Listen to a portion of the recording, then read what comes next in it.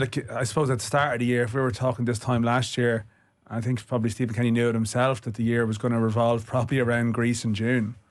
And that's what happened. And that was the day where anyone who I think was on the fence, or maybe even slightly on the positive side of the equation, flipped the other way because he was always on a very thin ice, Stephen Kenny. He was never really comfortable at any stage in the job. And I think sometimes some of his press stuff even was too reflective of that. It was like a constant campaign mode, being built out of a form of, insecurity around his standing. He was always convincing someone why he should be there, as opposed to ever really talking about things in the here and now.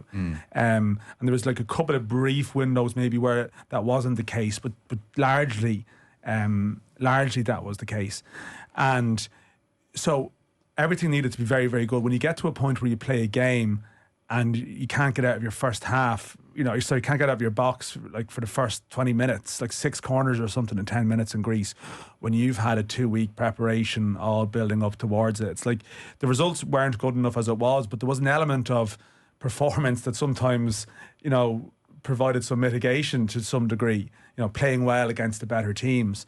To get so comprehensively done over by a team, while good, still ranked below Ireland at the start of the campaign, that was, you sort of knew that was it. And yet there was like spirited, like the start of the Dutch game in September. And again, there's been some great 30 minutes under, there were some great 30 minutes under Stephen Kenny, or some good halves, but just not too many good 90 minutes.